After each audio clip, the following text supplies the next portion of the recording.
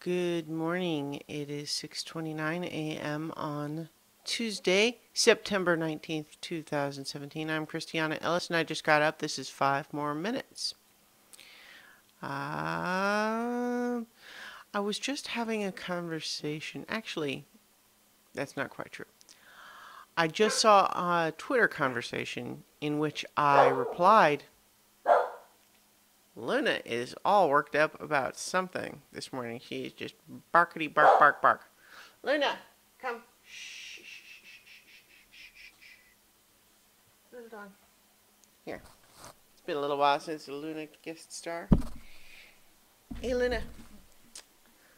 Luna, come. Good girl. Luna, sit. Good girl.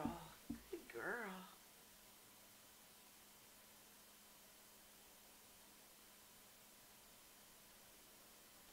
What a good girl. Okay.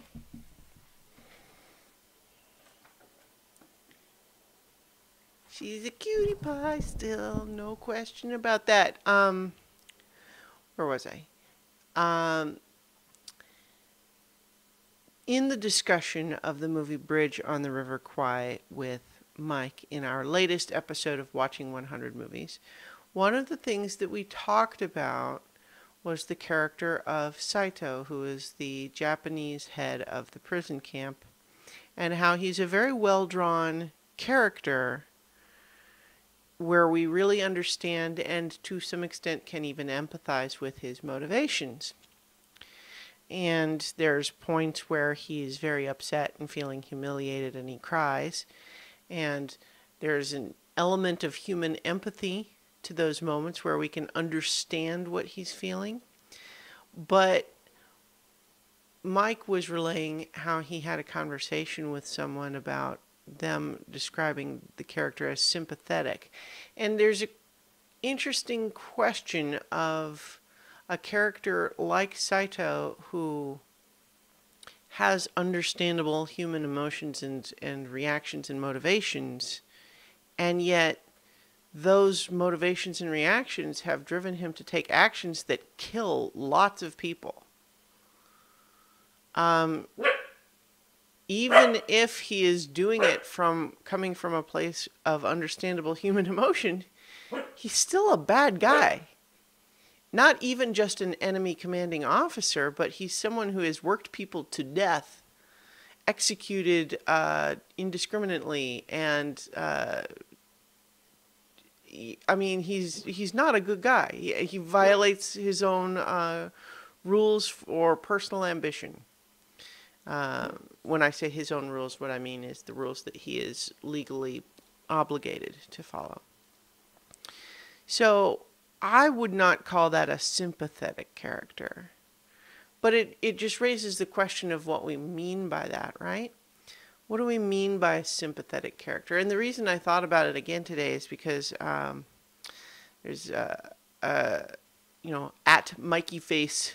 This is Mikey Newman on Twitter, who has an excellent series of videos about movies. I really recommend those movies with Mikey.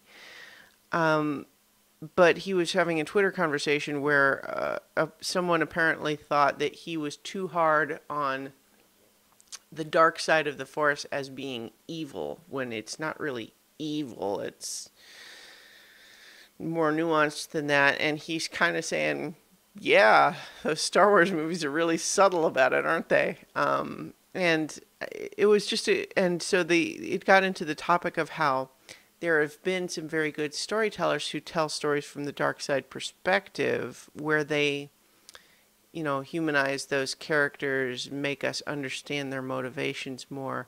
But the question kind of comes again, does that make them sympathetic?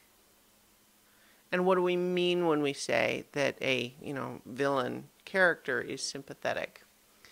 Does it just mean that we can understand where they're coming from while still disagreeing with their choices?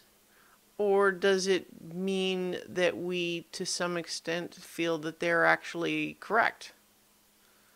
And that, they are the actual good character. Because I guess it's one thing, like, it would be possible to have a story where there's an antagonist who opposes the hero, who not only believes that they're in the right, but based on just a different set of facts, or a different set of facts. That's not really what I mean. Coming from a different place of base of knowledge, they are doing the morally correct things in opposing the hero, and maybe it's only their lack of information about something that produces that. So, for example, in like The Fugitive, that old Harrison Ford, Tommy Lee Jones movie, which is still great. I ought to rewatch that. Tommy Lee Jones is trying to catch Harrison Ford's character, and that's his job. And from his perspective, Harrison Ford is a convicted murderer who has escaped. It is a good thing to catch him. And it's only us that have reason to believe that he's actually innocent and that he is motivated to try to catch the real killer, as opposed to just a criminal who has escaped from prison. And so in that context, I would call, Tommy Lee Jones's U.S. Marshal a sympathetic antagonist. But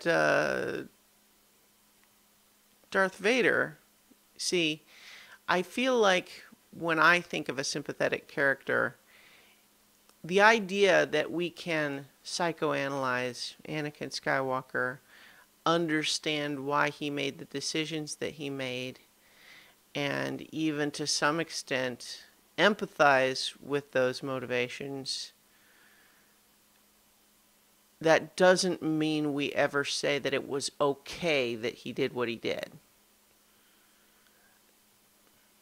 Yeah, I don't know. I'm not sure I have a cohesive, conclusive debate ending point on this, but it does raise the question with me. Like, when you hear the idea of a sympathetic villain, what does that mean to you?